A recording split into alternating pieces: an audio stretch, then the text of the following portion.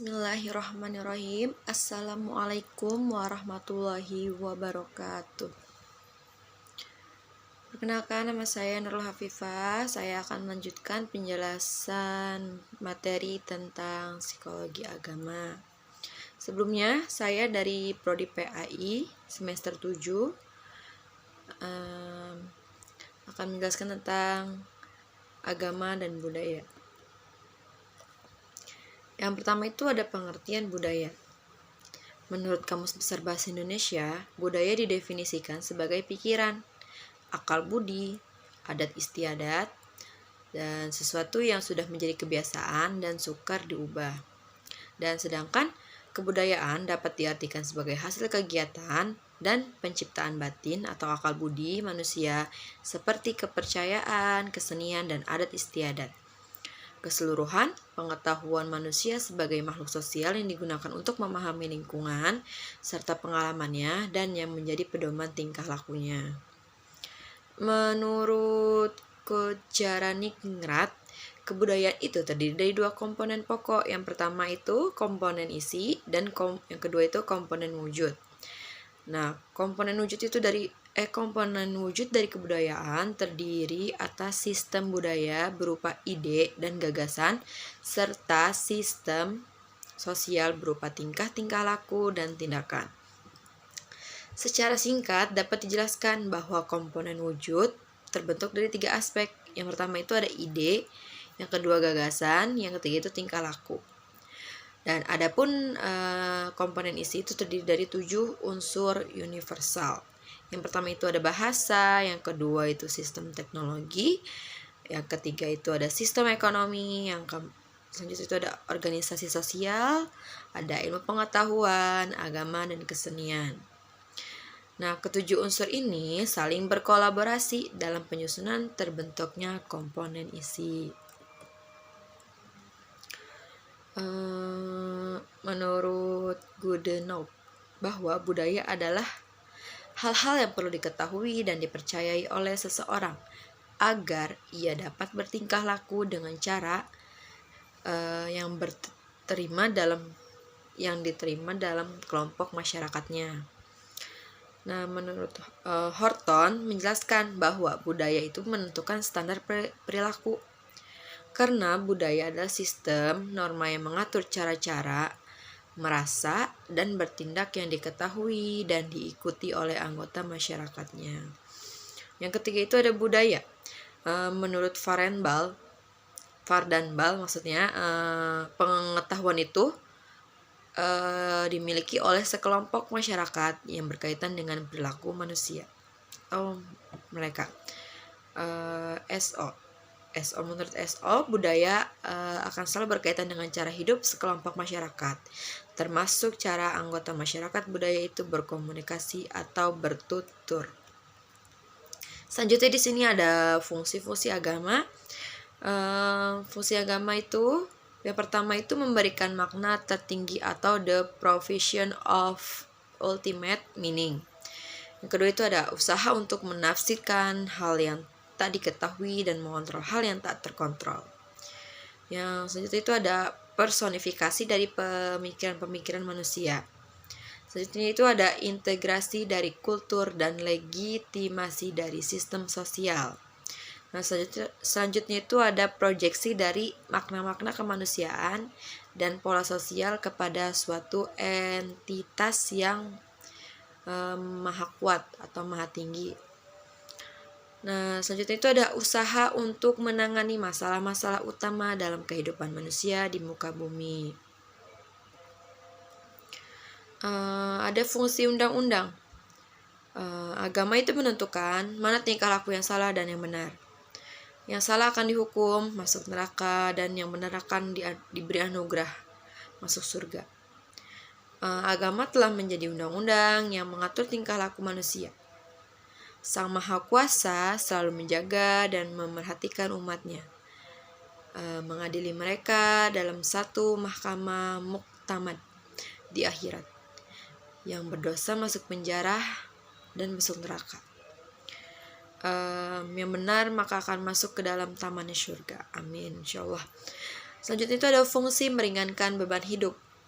Nah, agama mengambil alih beban dalam membuat keputusan-keputusan penting dalam kehidupan, dari diri individu manusia ke Sang Maha Kuasa. Apabila manusia menghadapi beban hidup yang berat, maka mereka akan menghadap dan berserah diri kepada Tuhan. Nah, di sini selanjutnya itu ada fungsi psikologis. Nah, semua agama itu mempunyai sejumlah fungsi. Fungsi psikologi dan sosial itu sangat penting.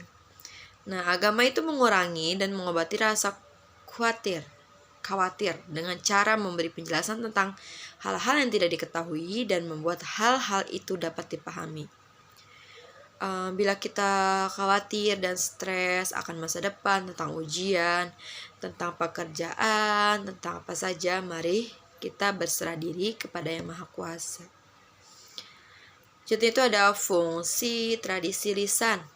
Nah, melalui ritual atau bacaan-bacaan dan mitologi, agama itu berfungsi dalam meningkatkan pembelajaran tentang tradisi lisan.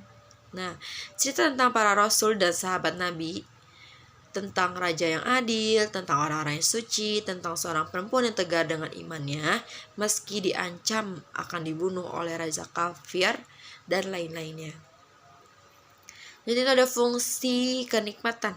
Nah, agama juga memberi rasa menyenangkan dengan cara mempercayai bahwa pertolongan Sang Maha Kuasa selalu akan datang bila manusia berada dalam keadaan susah dan bahaya. Berdoalah kepadaku, maka aku akan kabulkan doamu, kata Allah. Allah berjanji jika kita berdoa kepada Allah, maka Allah akan mengabulkan doa kita, insya Allah. Nah, selanjutnya itu ada fungsi menjaga solidaritas. Nah, terakhir itu agama memainkan satu peranan penting dalam menjaga solidaritas sosial, persatuan umat dan gereja. Saling tolong, saling kasih sesama manusia, apalagi sesama agama. Selanjutnya itu ada agama dan perilaku budaya. Bagaimana perilaku orang beragama tidak lepas dari nilai-nilai budaya setempat. Agama itu merupakan simbol yang melambangkan nilai ketaatan kita kepada Tuhan. Kebudayaan juga mengandung nilai dan simbol supaya manusia bisa hidup di dalamnya. Agama memerlukan sistem simbol, dengan kata lain, agama memerlukan kebudayaan agama. Agama adalah sesuatu yang final, universal, abadi atau perennial, dan tidak mengenal perubahan atau absolut. Sedangkan kebudayaan bersifat partikular, relatif dan temporer. Nah, agama nih tanpa kebudayaan memang dapat berkembang sebagai agama pribadi. Tetapi tanpa kebudayaan, agama sebagai kolektivitas tidak akan mendapat tempat. Islam juga merespon budaya lokal, adat atau tradisi dimanapun dan kapanpun, dan membuka diri untuk menerima budaya lokal. Adat atau tradisi sepanjang budaya lokal, adat atau tradisi tersebut tidak bertentangan dengan spirit nas, Al-Quran dan Sunnahnya. Contoh, kegiatan tahunan yang bernama itu nyadran atau merupakan ungkapan refleksi sosial keagamaan. Hal ini dilakukan dalam rangka menziarahi makam para leluhur. Ritus ini dipahami sebagai bentuk pelestarian warisan tradisi dan budaya pada nenek moyang. Nyadran dalam tradisi Jawa biasa dilakukan pada bulan tertentu, seperti menjelang bulan Ramadan, yaitu Sya'ban atau Ruah. Proses ritus pelaksanaan nyadran adalah 3 hari sebelum menjelang pelaksanaan nyadran. Warga mengadakan nyekar dan tradisi manganan atau kondangan. Nyekar sebagai satu bentuk tradisi ziarah kubur dengan membawa bunga, kemudian ditaburkan pada makam yang ditujukan kepada nenek moyang dan arwah leluhur. Ziarah makam satu dari sekian tradisi yang hidup dan berkembang dalam masyarakat Jawa. Lalu ada tradisi nyekar atau ziarah kubur itu ditujukan kepada pepunden masyarakat atau leluhur. Dalam melakukan ziarah kubur, masyarakat membawa sajen atau saji atau ubarampe pelengkap. Setelah ritus ziarah kubur dilanjutkan dengan menganan atau kondangan di kompleks makan. Mungkin maksudnya makan-makan ya. Nah, selanjutnya itu ada dampak tradisi dari nyadran. Nyadran dapat dirasakan oleh masyarakat sebagai wujud balas jasa atas pengorbanan leluhur yang sudah mendidik, membiayai ketika anak-anak hingga menjadi orang yang sukses. Pelestarian tradisi nyadran merupakan wujud pelestarian budaya adiluhung peninggal nenek moyang. Terdapat sejumlah kearifan dalam prosesi tradisi nyadran yang sangat relevan dengan konteks kekinian. Lebih dari itu, nyadran menjelma menjadi ajang silaturahmi, wahana perekat sosial, sarana pembangunan jati diri bangsa, rasa kebanggaan dan nasionalisme. Saat pelaksanaan nyadran, kelompok-kelompok keluarga dan atau ras tertentu tidak terasa terkotak-kotak dalam status sosial, kelas, agama, golongan, partai politik, dan sebagainya. Nah, selanjutnya ada 3 kategori fungsi adaptasi tradisi. Nah, yang pertama itu kepercayaan tersebut memuaskan kebutuhan dasar, harapan, dan emosi. Nah, kemudian kepercayaan pada Tuhan dan kekuatan lain membuat seseorang berharap pada keajaiban ketika menghadapi ancaman kehidupan dan kegagalan. Kehidupan setelah mati membebaskan kecemasan terhadap prospek kematian seseorang dan kematian orang yang dicintai. Kepercayaan terhadap keberuntungan akan membantu seseorang menghadapi resiko, kegagalan, dan keberhasilan. Yang kedua itu kepercayaan tersebut dan ritual tersebut dapat dilakukan secara bersama untuk meningkatkan kohesivitas kelompok pada level yang dalam.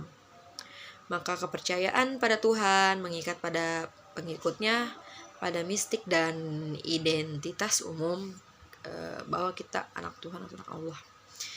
Jadi itu ada kepercayaan terhadap meningkatkan pemahaman yang tidak jelas individu dan pengalaman hidup yang problematik dengan memberikan penjelasan, kerangka evaluasi dan atribusi sebab akibat.